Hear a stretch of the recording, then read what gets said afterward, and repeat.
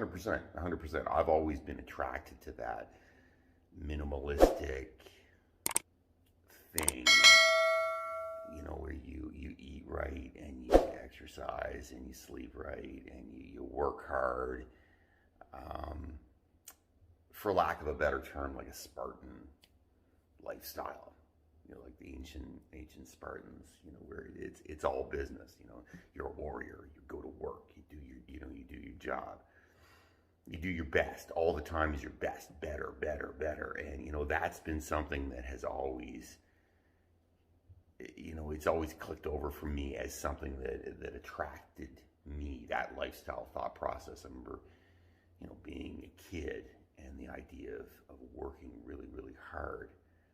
You know, the first time I saw a bodybuilding magazine and they were espousing that, you know, thought process of, you know, better, stronger, bigger, all that stuff, it just appealed to me. You know, I grew up in a real small town, and a lot of people drinking and a lot of people out of shape, and to me, you know, seeing a bodybuilder, that the muscles, the, you know, the lifestyle, the all in all the time, don't back down, do your best, that stuff, it just 100% appealed to me on some really deep level. You know, like it just appealed to me on a level where, you know, you do your part, you grind down, you do work. Obviously the fitness, the side of it, the look, you know, that appealed to me 100%. I was the skinny kid who, you know, I was shy, super shy. I didn't have a ton of friends because I was not an outgoing guy.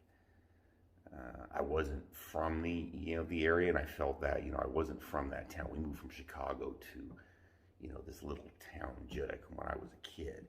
And for me, that was, I felt, I don't think anybody tried to make me feel like I wasn't from there, but I felt it keenly, that I wasn't, you know, I wasn't part of it. I wasn't part of the area. I was different. And instead of maybe embracing that as a thought of, okay, I'm different, that's a good thing, I embrace, you know, I internalize that and made it into, you know, people don't want you here. And I don't, honestly, looking back now, I can't tell you for sure. My guess would be that people probably never thought of me differently, really. I think I created that whole thing in my head. I think the whole thing was just created by me. I think the whole thing was created by me being self-conscious and having what I guess now I would look back on as anxiety. You know, having anxiety about who I was, you know, not measuring up or something.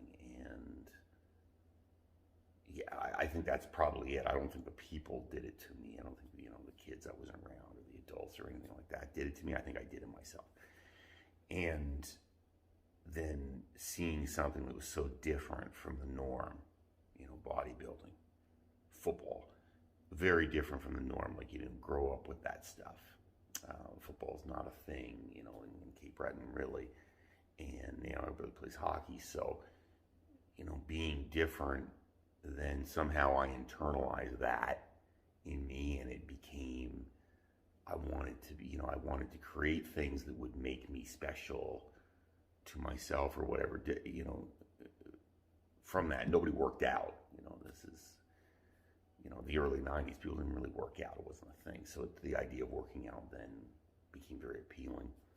And the idea of, you know, being muscular, because, you know, people aren't going to mess with you, was appealing. The idea that, you know, somehow, you know, you see bodybuilding magazines and the guys are like, you know, around nice cars, and they're jacked, you know, they're just jacked right up, and they're around nice cars, and they got beautiful women, and in your mind you think, okay, that's something that, you know, I could have that too. That could be me, maybe, you know, at some sort of deep level. I don't think I ever said it out loud ever, but I 100% thought, I'm sure I thought it somehow deep down that, that would be, a thing. That would be who I could be. And then from that, that love of the Spartan lifestyle, that's what you have to do in my mind. Like, this is what I heard and read in bodybuilding magazines. There's no internet back then. You just read, they eat their vitamins and they sleep and they work hard and they actually, they're exercising, they're putting in their time, they're eating their protein. And I was like, yeah, that's me. And I'm a guy, I'm 100, and when I'm in, I'm 150% in. I'm not 10% in. I'm an intense person. I know that. So it was when you're in that boat, you're in that mindset, 100% was not enough. And that's probably has bled through to the rest of my life in general. I'm never enough. It's never enough. I'm never pushing hard enough. I'm not doing enough, which is, as we all know now, very unhealthy. Not a good way to be. But 100% who I am in my core. I'm never enough. And the funny thing is, other people 100% are enough. Like I like to celebrate everybody else's successes, but my stuff is never enough. It's interesting. It's interesting to think about it and hear it on that level, and to really break it down like that. It's a little weird. To be honest, it's a little weird.